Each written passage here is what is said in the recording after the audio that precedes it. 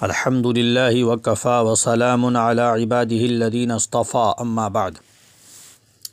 آج جس جگہ ہم جی رہے ہیں، کھا رہے ہیں، پی رہے ہیں، باتیں کر رہے ہیں، اس کو دنیا کہتے ہیں۔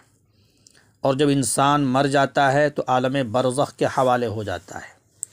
عالم برزخ کو عالم مثال بھی کہتے ہیں اور عالم قبر بھی کہتے ہیں۔ قبر کیوں کہتے ہیں یہ بات تو سمجھ میں آ جاتی ہے، اس کو سمجھانے کی ضرورت نہیں ہے۔ چونکہ آدمی دفن کرتا ہے، مٹی کے جس گڑھے کو کھود کر کے اس میں مردے کو دفناتا ہے تو وہ قبر ہوتی ہے، قبر کی جگہ ہوتی ہے، تو اس لیے یہ بات سمجھ میں آ رہی ہے کہ وہ عالم قبر میں چلا گیا۔ اور عالم مثال کہنے کی وجہ ہے وہ یہ ہے کہ جب روح اس جسم سے نکل گئی تو اس روح کا کنیکشن اسی جیسے جسم سے جڑ جاتا ہے، اس کا تعلق جسم مثالی سے ہو جاتا ہے، اس لیے اس کو عالم مثال کہتے ہیں۔ اور عالم برزخ اس کو اس لیے کہتے ہیں کہ قرآن پاک نے اس جگہ کو برزخ ہی سے تعبیر کیا ہے۔ سورہ مومنون کی آیت ہے وَمِن وَرَائِهِمْ بَرْزَخٌ إِلَى يَوْمِ يُبْعَثُونَ کہ ان کے پیچھے برزخ ہے جس میں وہ قیامت تک رہیں گے۔ تو قیامت تک رہنے کے بارے میں قرآن پاک نے یہ خبر دی ہے کہ جب انسان اس دنیا سے چلا جاتا ہے تو عالم آخرت سے پہلے بیچ میں ایک دوسری دنیا ہے جس کو عالم برزخ کہتے ہیں، وہ اس کا ٹھکانہ ہوتا ہے۔ تو ہماری اس مختصر سی گفتگو سے یہ بات آپ کے سمجھ میں آ گئی ہوگی کہ اگر کوئی یہ اعتراض کرے، جیسا کہ اعتراض کرنے والے کرتے ہیں، اشکال پیدا کرنے والے اشکال بھی پیش کرتے ہیں کہ بہت سے انسان وہ ہوتے ہیں جن کو شیر کھا جاتے ہیں، بہت سے انسان وہ ہوتے ہیں جن کو مچھلیاں کھا جاتی ہیں، کتنے انسان وہ ہوتے ہیں جو جلا دیے جاتے ہیں، ان کی راکھ بن جاتی ہے، وہ ختم ہو جاتے ہیں، اور کتنے انسان وہ ہوتے ہیں جو دریا میں سمندر میں ڈوب کر مر جاتے ہیں، ہلاک ہو جاتے ہیں۔ تو اب ان کی کوئی قبر تو نہیں بنتی۔ جیسے حدیث میں آتا ہے کہ جب مردہ دفن کر دیا جاتا ہے تو قبر میں منکر نکیر آتے ہیں، یہ سوال کرتے ہیں من ربو کا، تیرا رب کون ہے؟ ما دینو کا، تیرا دین کیا ہے؟ من نبیو کا، تیرے نبی کون ہے؟ تو اس طریقے سے قبر میں سوال و جواب ہوتے ہیں۔ تو جب انسانوں کی قبر ہی نہیں بنی، جن انسانوں کو درندے نے پھاڑ کھایا، جن انسانوں کو دریا میں ڈبو دیا گیا، اور جو انسان کسی شیر کا لقمہ بن گئے، جو انسان جل کر کے راکھ ہو گئے، ان کو کسی قبر میں دفن نہیں کیا گیا۔ تو سوال یہ ہے کہ جب قبر میں دفن نہیں کیا گیا تو قبر میں منکر نکیر آ کر کے سوال کیسے کرتے ہیں اس سے؟ اور وہ جواب کہاں دیتا ہے؟ پھر حدیث میں قبر کے بارے میں آتا ہے کہ کھڑکی کھول دی جاتی ہے۔ اگر نیک انسان ہے، مومن انسان ہے تو جنت کی کھڑکی کھول دی جاتی ہے، اور اگر برا انسان ہے، فاسق و فاجر و کافر انسان ہے تو جہنم کا گڑھا بنا دیا جاتا ہے۔ سوال یہ ہے کہ جب کچھ انسان ایسے بھی نظر آئے جن کو جلا دیا گیا، ان کی قبر ہی نہیں بنی، تو پھر جہنم کا گڑھا کیسے ان کے لیے بن گیا وہ؟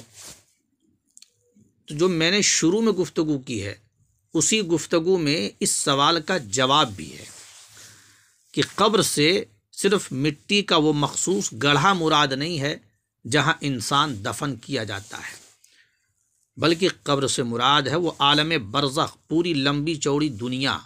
جب انسان مرتا ہے تو عالم برزخ کے حوالے ہو جاتا ہے۔ اب موت چاہے جس شکل میں بھی اس کی آئے، موت کی جو بھی نوعیت ہو، وہ جس طرح سے بھی مرتا ہو، چاہے شیر کھا لے وہ مر جائے، اور چاہے درندہ پھاڑ دے وہ مر جائے، چاہے مچھلی نگل لے اور اس طرح سے وہ چلا جائے، جانے کی جو بھی شکل ہو، جب انسان مرتا ہے تو عالم برزخ کے حوالے ہو جاتا ہے۔ تو عالم برزخ ایک لمبی چوڑی دنیا ہے۔ ہم اس دنیا میں رہتے ہوئے وہاں کے حالات کو نہیں جان سکتے، اور وہاں جو کیفیات مردے پر طاری ہوتی ہیں ان کیفیات کا ادراک نہیں کر سکتے، ان کا احساس نہیں کر سکتے۔ لیکن بہرحال وہ عالم برزخ کے حوالے ہو گیا ہے۔ اب جو کچھ بھی اس کے ساتھ عذاب ثواب کا معاملہ ہوگا وہ بالکل برحق ہے اور 100% درست ہے، کیونکہ جب انسان مر جاتا ہے تو کہتے ہیں اس کا انتقال ہو گیا، مائک میں لاؤڈ اسپیکر میں اعلان کیا جاتا ہے کہ فلاں کا انتقال ہو گیا، حالانکہ اگر غور کیا جائے تو اس کی آنکھیں سلامت ہیں، اس کے ہاتھ پاؤں سلامت ہیں، پورا جسم صحیح سالم وہاں سامنے موجود ہوتا ہے، پھر بھی کہتے ہیں انتقال ہو گیا۔ تو انتقال کا کیا معنی ہے؟ منتقل ہونا، ایک جگہ سے دوسری جگہ جانا۔ تو گویا کہ اس اعلان میں یہ پیغام دیا جاتا ہے اصل انسان جو تھا وہ چلا گیا۔ اصل انسان کون تھا؟ وہ روح تھی۔ وہ تو نہ کسی شیر کے قبضے میں آئی، نہ کسی مچھلی کے قبضے میں آئی، اور نہ ہی کسی درندے نے اسے پھاڑ کھایا، اور نہ ہی کسی آگ کے وہ حوالے ہوئی۔ وہ روح تو ملک الموت کے قبضے میں آتی ہے، موت کا فرشتہ اسے اپنے ہاتھ میں لیتا ہے۔ وہ نہ کسی انسان کے ہاتھ میں آ سکتی ہے، نہ کسی درندے کے ہاتھ میں آ سکتی ہے، نہ کسی مچھلی کے پیٹ میں وہ جا سکتی ہے۔ اس روح پر قبضہ تو اللہ کے فرشتے کا ہوتا ہے۔ تو جب وہ اصل انسان نہ تو جلا ہے، اور اصل انسان نہ تو مرا ہے، اور اصل انسان نہ تو مچھلی کے پیٹ میں گیا ہے، تو اب اس اصل انسان کے ساتھ جو عذاب الثواب کا معاملہ ہوگا وہ بالکل برحق ہے، کیونکہ اس اصل انسان کو اسی جیسا ایک دوسرا جسم دیا جاتا ہے۔ تو اصل انسان اسی روح کا نام ہے، اور یہ جو جسم ہمیں نظر آتا ہے یہ اس کے لیے لباس کی حیثیت رکھتا ہے۔ یہ جو باڈی ہے یہ اس کے لیے پوشاک کا درجہ رکھتی ہے۔ اس اصل انسان نے یہ لباس پہن رکھا تھا، اس دنیا میں چل رہا تھا، کھا رہا تھا، پی رہا تھا۔ جب وہ اصل انسان یعنی روح اس جسم سے نکل گئی تو اب اس اصل انسان نے ایک دوسرا لباس پہن لیا، وہ عالم برزخ کے حوالے ہے۔ تو اب اسی باڈی اور اسی جسم اور اسی روح کے ساتھ، جسم مثالی کے ساتھ اور اس جسم مثالی سے جو روح کا تعلق قائم ہے، ان دونوں کے ساتھ فرشتوں کا سوال و جواب ہوتا ہے، اور انہی کے لیے جنت کی کھڑکیاں کھولی جاتی ہیں، اور انہی کے لیے جہنم کا گڑھا بنایا جاتا ہے۔ تو میرے خیال سے یہ بات سمجھ میں آ گئی ہوگی۔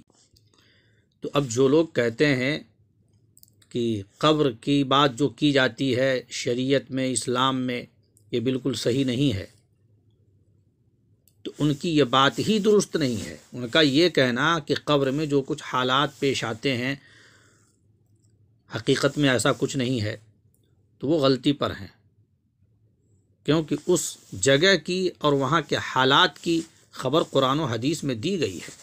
برزخ کا لفظ تو خود قرآن پاک میں استعمال کیا گیا ہے، وَمِن وَرَائِهِمْ بَرْزَخٌ إِلَى يَوْمِ يُبْعَثُونَ۔ تو گویا کہ قبر کا تذکرہ قرآن پاک کے اندر بھی موجود ہے۔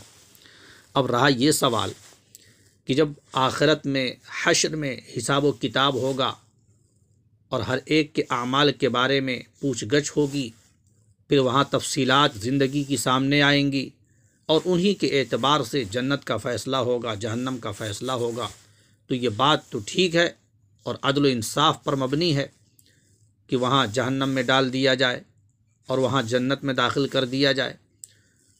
لیکن حساب و کتاب سے پہلے عالم برزخ میں، عالم قبر ہی میں کیوں سزا دی جاتی ہے اور کیوں راحت کا معاملہ اس کے ساتھ ہوتا ہے؟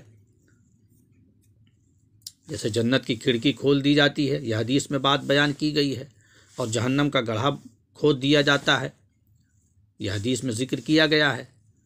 تو سزا کا اور راحت کا معاملہ قبر ہی سے کیوں شروع ہو جاتا ہے؟ یہ تو خلاف انصاف لگتا ہے۔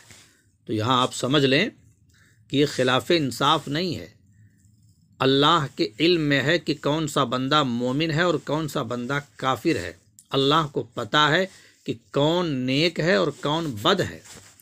فرشتے آ کر کے سوال کرتے ہیں، اب وہ اپنے نیکی کے اعتبار سے اور اپنے عمل کے اعتبار سے وہ جواب دیتا ہے۔ اچھا ہے تو اچھا ہونے کے اعتبار سے وہ جواب دے گا، برا ہے تو برا ہونے کے اعتبار سے وہ جواب دے گا۔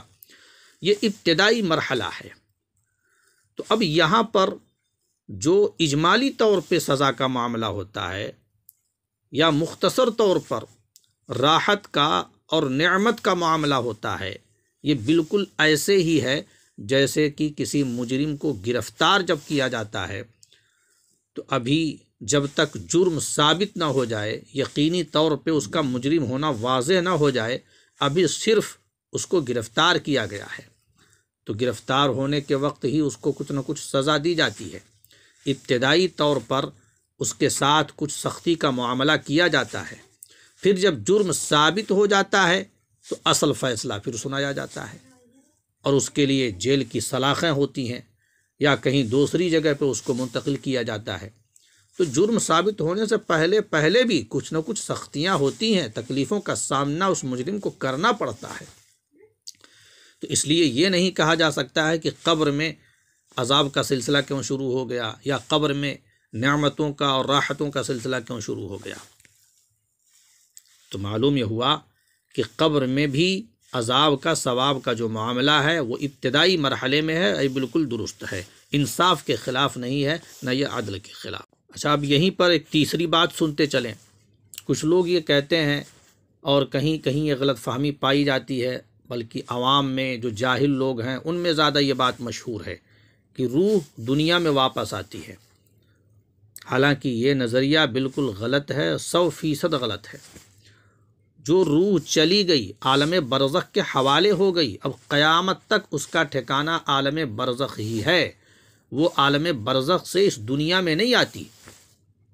چنانچہ قرآن میں خود فرمایا گیا وَمِن وَرَائِهِمْ بَرْزَخٌ إِلَى يَوْمِ يُبْعَثُونَ، کہ ان کے پیچھے برزخ ہے جس میں وہ قیامت تک رہیں گے۔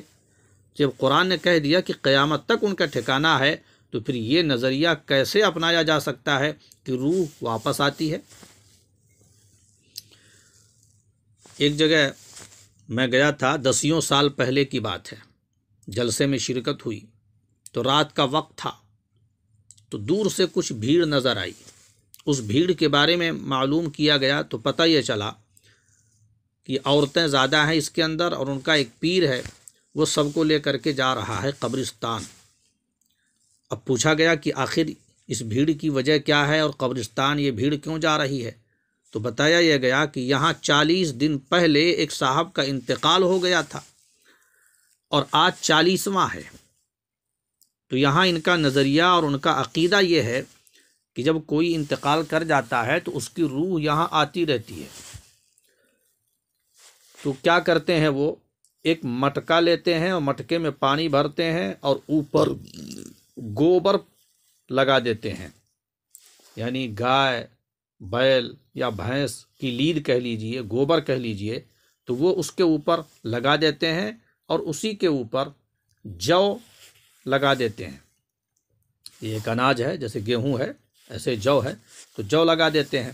جب 40 دن پورے ہو جاتے ہیں تو یہ مٹکا عورتیں اٹھاتی ہیں اور لے جا کر کے قبرستان میں گاڑ دیتی ہیں۔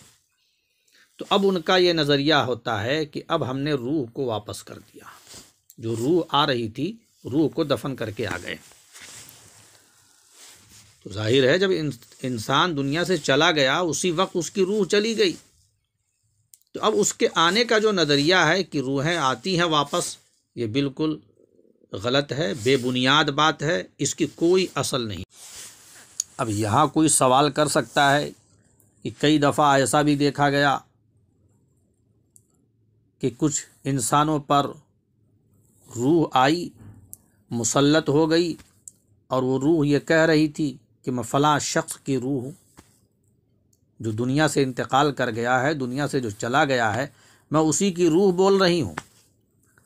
تو یہ جو ڈرامہ ہوتا ہے، آپ یہ سمجھ لیں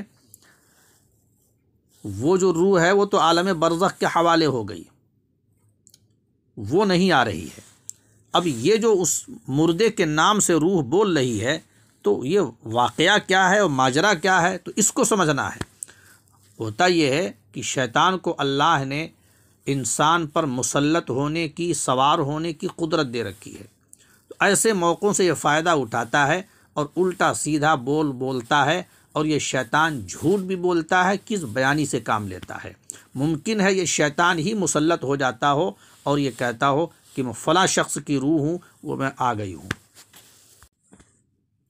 تو شریعت کے اعتبار سے تو جو روح چلی گئی اس کا ٹھکانہ عالم برزخ ہے، اب اس کے آنے کا کوئی مطلب نہیں ہوتا ہے۔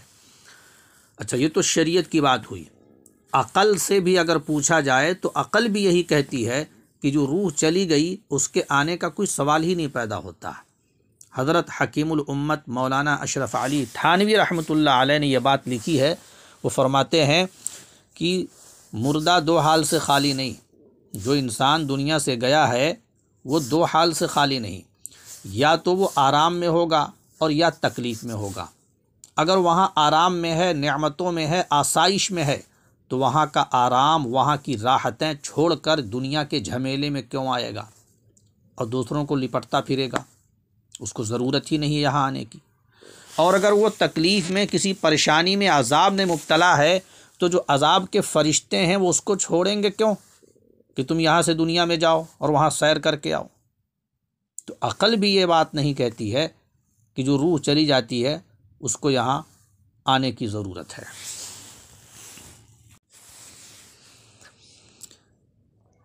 بار بار جو روح کا لفظ آ رہا ہے، یہ روح سننے میں آتا ہے، بولنے میں آتا ہے، پڑھنے میں آتا ہے، لیکن سمجھ میں نہیں آتا۔ ضروری نہیں ہے کہ ہر چیز سمجھ میں ہی آ جائے۔ اللہ نے اس روح کو ایسا لطیف بنایا ہے کہ یہ آنکھوں سے دکھائی نہیں دیتی۔ یہ وہ روح ہے جس کے بارے میں قریش مکہ نے سرور عالم حضرت محمد الرسول اللہ صلی اللہ علیہ وسلم سے سوال کیا تھا۔ علماء یہود نے قریش مکہ کو یہ سوالات دیے تھے، 3 سوالات دیے تھے کہ جا کر کے سوال کرو۔ چنانچہ قریش مکہ نبی کی خدمت میں حاضر ہوئے اور 3 سوالات کیے۔ ان میں سے ایک سوال یہ تھا ذوالقرنین کے بارے میں آپ بتائیں، دوسرا سوال یہ تھا اصحاب کہف کے بارے میں آپ بتائیں، تیسرا سوال یہ تھا کہ روح کے بارے میں آپ بتائیں۔ تو روح کے بارے میں بھی سوال کیا تھا۔ یہ ایک لمبا واقعہ ہے، میں اس کو چھیڑنا نہیں چاہتا، وقت زیادہ ہو جائے گا، تو اس لیے بس اتنا اجمالی طور پہ سن لیجئے کہ اللہ رب العزت نے سورہ کہف میں وہ سوالات ذکر کیے اور ان کا جواب دیے ہیں۔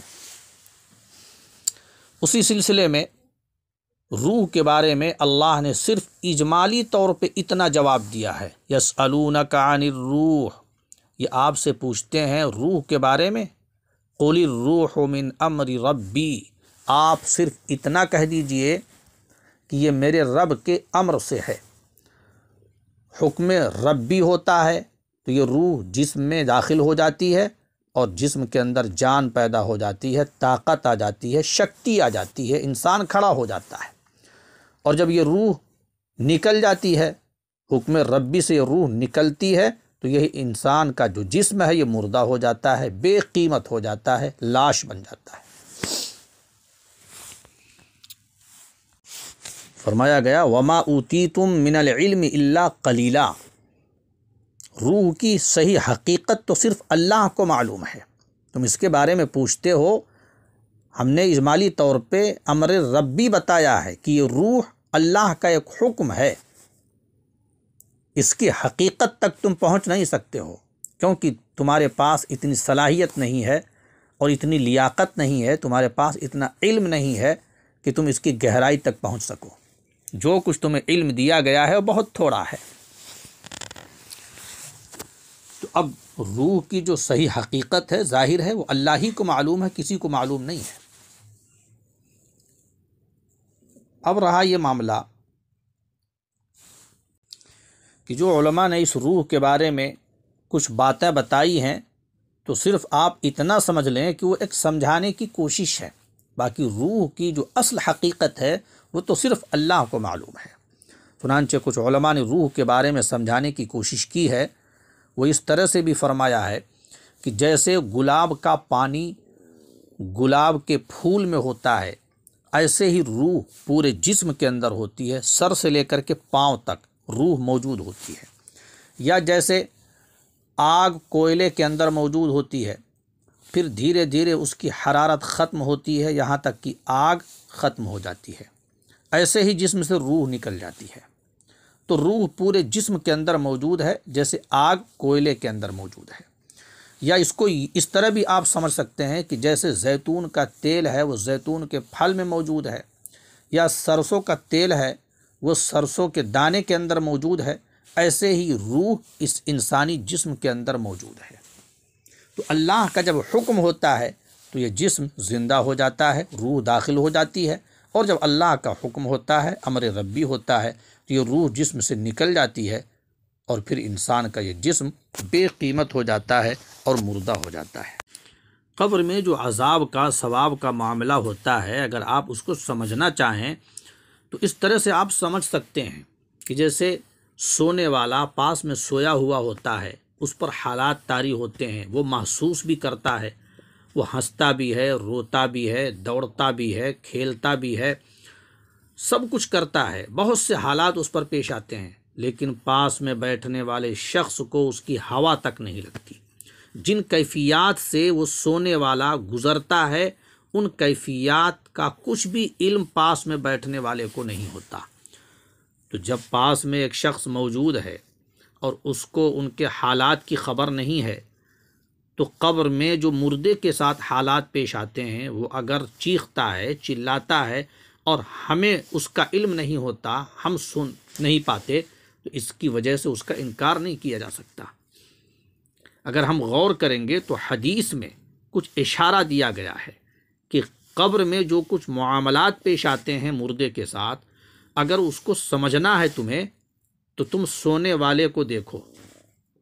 چنانچہ نبی اکرم صلی اللہ علیہ وسلم نے سونے کے وقت جو دعا سکھلائی ہے، سونے کے وقت کی جو دعا بتلائی ہے، تلقین فرمائی ہے، اس میں موت کا لفظ استعمال کیا ہے، اور بیدار ہونے پر زندگی کا لفظ استعمال کیا ہے، موت و حیات کا ورڈ استعمال کیا ہے۔ اللہم بسمک اموت و احیا، کہ اے اللہ میں تیرے نام سے مرتا ہوں اور تیرے نام سے زندہ ہوتا ہوں۔ اب آپ اس دعا میں غور کریں، آدمی سو رہا ہے لیکن حدیث میں جو لفظ آ رہا ہے وہ موت کا لفظ آ رہا ہے کہ اللہ تیرے نام سے مرتا ہوں، حالانکہ ہونا کیا چاہیے کہ میں سوتا ہوں۔ اسی طریقے سے جب انسان جاگتا ہے، بیدار ہوتا ہے، تو اس کے لیے کیا لفظ ہونا چاہیے کہ میں جاگتا ہوں تیرے نام سے، کہ میں تیرے نام سے جاگتا ہوں، لیکن یہاں پر زندہ ہوتا ہوں کا لفظ استعمال کیا گیا ہے۔ اسی طرح قرآن پاک میں ایک آیت ہے جس میں فرمایا گیا ہے یا ویلنا من بعثنا من مرقدنا، کہ کس نے ہم کو ہمارے سونے کی جگہ سے اٹھا دیا۔ تو یہ قبر کے حالات کو یہاں ذکر کیا گیا۔